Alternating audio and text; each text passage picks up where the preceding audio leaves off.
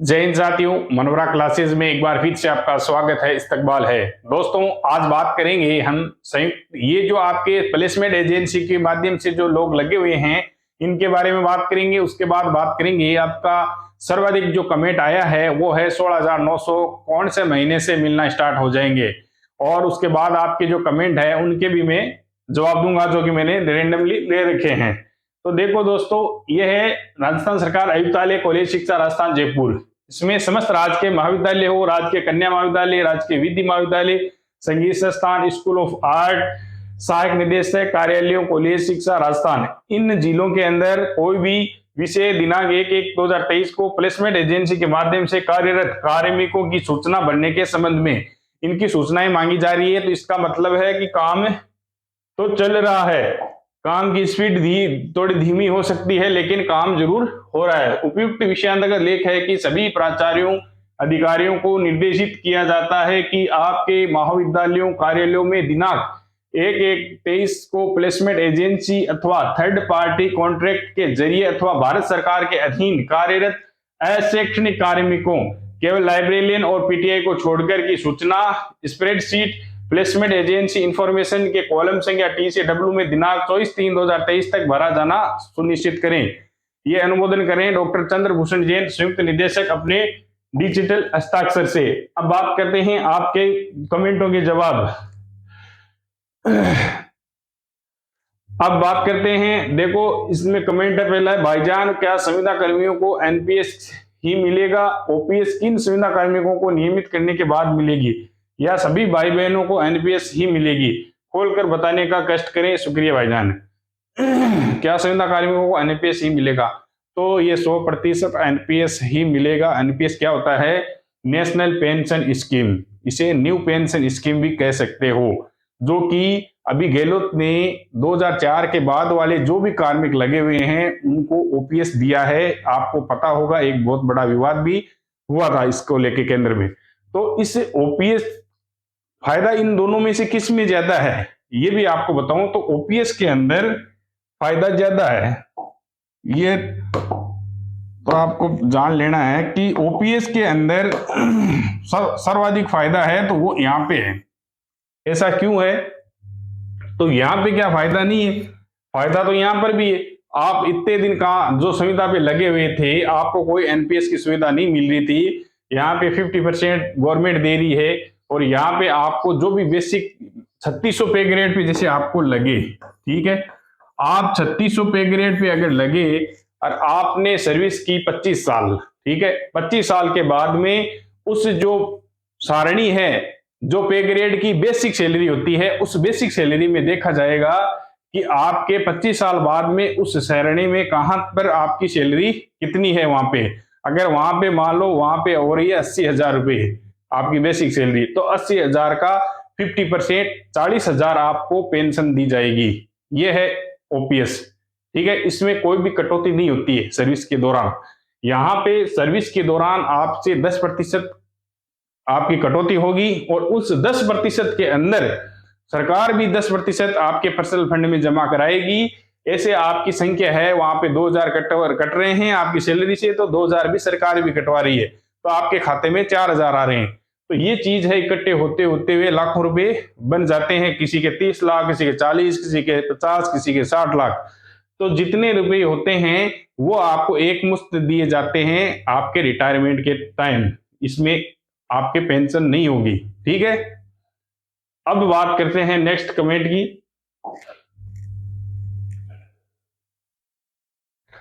Untrained विद्यालय सहायकों का क्या होगा?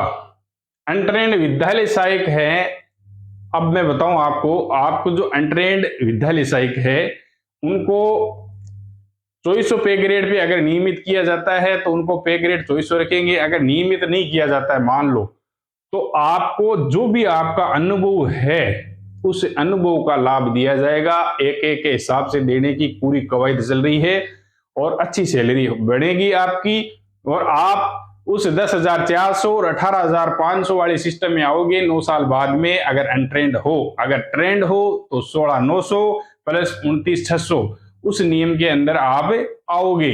अनट्रेंड हो तो 9 साल बाद में आपका 18,000 500 वाला सिस्टम में आओगे। ये फर्क है ट्रेंड और अनट्रेंड में।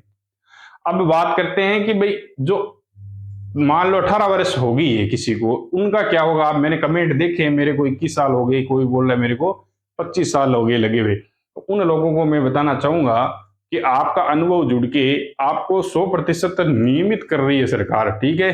अब बात तो ये चल रही है कि आपके साथ में कुछ पीछे वालों का भी भला हो जाए जिनका अनुभव कम है।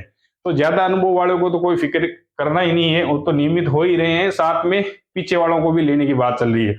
आपकी बात एकदम सही है, जो हमें फायदा देगा उसको जिंदाबाद ही कहना है। पार्टी शहद की तरह चाटने की वस्तु नहीं है, कार्य प्रमुख है, पूजा उसी की होती है। बहुत ही नाइस कमेंट है अर्जुन राय का कि भाई शहद की तरह चाटने की वस्तु नहीं होती है पार्टी, काम करती है वही उसकी पूजा होती है काम की। तो जो काम करेगा वही अपना है भाई, कोई हो चाहे। एक कमेंट आ रहा है बार बार, सर बीपीएड वालों का क्या होगा। देखो मैं बताना चाहूंगा 2008 के अंदर जो बीपीएड जिन्होंने कर रखी थी वो प्रबोधक बने थे। अभी बता दूं आपको, पीछे तो उनको लिया था, उनको ट्रेंड मान लिया था। अब की बार है तो उसमें अभी क्या है क्लियर नहीं है, लेकिन पीछे ऐसा हुआ है, उनको प्रबोधक बनाया गया है, उनको ट्रेंड माना गया है। अब आपको यहाँ पे कितनी सैलरी है वो ज्यादा अनुभव, अब आपके पास जितना अनुभव होगा आपकी सैलरी, और वो आपको नियमितीकरण में आपका अनुभव ज्यादा मायने रखता है। ओके, चाहे 12वीं पास हो, चाहे बीए हो, चाहे बीएड हो। सर इतने सालों से संविदा पे मदरसा कंप्यूटर टीचर संविदा पे काम कर रहे हैं, कंप्यूटर की डिग्री है हमारे पास, तो क्या हम सेवा रूल में आएंगे। बिल्कुल सेवा रूल के अंदर आपको लिया जाएगा। जो बात कर रहे हैं कि एंट्रेंड भी है इनके अंदर, वो भी है, तो उनको भी लेने की बात है, कोई टेंशन करने की आवश्यकता नहीं है। क्या 5 साल प्लस अनुभव वाले भी परमानेंट होंगे। ये 5 साल वाला ही तो लफड़ा चल रहा है कि केवल एक एक की गणना करके जो 5 साल होते हैं उनको परमानेंट किया जाए। इसी पे तो बहस चल रही, पूरा सिस्टम इसी पे तो अटका हुआ है। इसी का प्रयास चल रहा है कि एक एक करके परमानेंट करो, लेकिन सरकार कह रही है कि हम एक एक करके परमानेंट तो नहीं करेंगे, लेकिन एक एक का अनुभव जोड़ के इनके सैलरी अच्छी कर देंगे। इसी बात पे चर्चा हो रही है। ये दूसरे विभागों के ट्रेंड साथी भी इसमें आएंगे क्या। देख, दूसरे ट्रेंड, आप मान लो नरेगा में काम कर रहे हो, तो आप नरेगा में लगे हो, लेकिन आप बीएड धारी हो, बीएसटीसी कर रखी है, तो आप शिक्षा विभाग में नहीं आओगे, आपको ट्रेंड नहीं माना जाएगा। आप जिस विभाग में हो उसी में आपको नियमित किया जाएगा। 16,900 रुपए कौन से महीने से मिलेंगे, बहुत बार सवाल पूछा गया है। तो आपको मैं बता दूं 80% अप्रैल महीने की जो सैलरी होगी वो 16,900 होने की पूरी चांसेज है। 20% चांसेज है मई की जो सैलरी बनेगी, उसमें 100% आपको मैं बताना चाहूंगा पूरे 100% चांस है मई की सैलरी आ जाएगी, लेकिन कोशिश है अप्रैल महीने की सैलरी भी 16,900 आए, एडोप्शन जिनका एडोप्ट हो चुके हैं उनके। सर आगामी मदरसा पैरा टीचर की भर्ती को 2013 की तर्ज पर की जाए। इस मदरसा पैरा टीचर की जो भर्ती होने वाली है, नई भर्ती होने वाली है, इस पे एक डिटेल में वीडियो बनाने की कोशिश करूंगा मैं। उसमें बताऊंगा कि क्या क्या पीछे हुआ है और क्या क्या डॉक्यूमेंट है और क्या क्या वरीयताएं रहेगी इसमें, तो उनके बारे में, शर्तों के बारे में बात करेंगे। और अवरेज वालों का क्या होगा क्लियर करें प्लीज। अवरेज कौन, इसमें आपको छूट दी गई थी, अब अवरेज आप कहाँ हो रहे हो, किस में हो रहे हो, ये आप कमेंट में क्लियर करें। भाई अनुभव की गणना कैसे होगी। अरे भाई गणना होती है, गणना क्या होती है। अनुभव की गणना एक एक से ही करने के 100% चांसेज है। अनुभव को एक एक करेंगे, लेकिन अनुभव को एक एक करने के बाद भी वो कह रहे हैं कि परमानेंट हम करेंगे, उसमें 1/3 लगाएंगे। हमारी जो लड़ाई है वो उसको कम करने की है। नियमितीकरण में भी अनुभव के अंदर 100% चांसेज है आपके एक एक ही करके आपकी सैलरी उसी के अनुसार देने की। बाकी इसमें प्रयास है कि इसको भी कम किया जाए और नियमितीकरण में केवल 5 साल जिसने कर लिया है उसका नियमितीकरण किया जाए।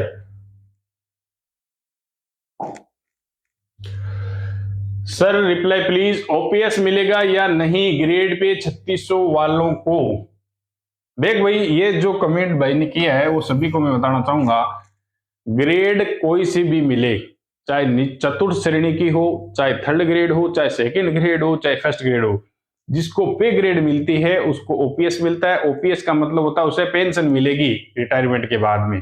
दूसरी बात, एनपीएस है, एनपीएस उन्हीं को मिलेगी जो संविदा के अंदर रूल के अंदर आ गए हैं, उनको एनपीएस मिलेगा। एनपीएस में आपकी 10% कटौती होगी, हर साल 5% वृद्धि होगी, वो अलग चीज है। कटौती आप जितनी 10% होगी उसमें अधिकतम 10%, आप चाहो तो 5% भी करवा सकते हो, कोई जरूरी नहीं है। तो उसमें वो सरकार अब 50% डाल के आपको एक मुश्त लास्ट में दे दिया जाएगा। इसमें पेंशन नहीं होती है, ग्रेड जहां पे ग्रेड पे लग गया वहां आप मान लो पेंशन होगी, उसमें कोई कटौती नहीं होती है सर्विस के दौरान। सर अनुभव वाला नोटिफिकेशन जल्द ही जीते करवाएं, जल्द ही जीते करवाए। अनुभव वाले जो बात है नोटिफिकेशन की वो भाई लग रखे हैं, शमशेर भाई साहब है, चाहे पूरी कोर कमेटी है, उनको लग रखे हैं कि जल्द से जल्द आपका काम हो, आप निश्चिंत रहें। वो भी लग रखे हैं जब आपकी जरूरत होगी तो आपको भी बुलाया जाएगा। विद्यार्थी मित्र संविदा सेवा का अनुभव जुड़ेगा क्या सर? विद्यार्थी मित्र संविदा सेवा का, देखो विद्यार्थी मित्र जो पंचायत सहायक से पहले लगे थे उनका नहीं जुड़ेगा भाई।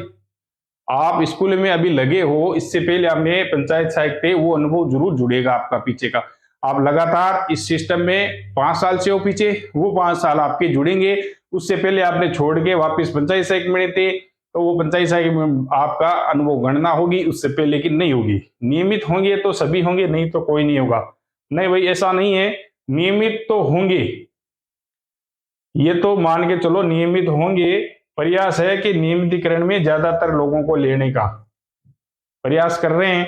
फिर आपको अगर सहयोग की आवश्यकता होगी तो जरूर आपको भी बुलाया जाएगा, तो आप निश्चित रहें, पूरी कोशिश है। सर आप लाइव आओ यूट्यूब पर, सबके सवालों के जवाब दो और थोड़ा मोटिवेट करो, ज्यादा परेशानी हो गए हैं सर।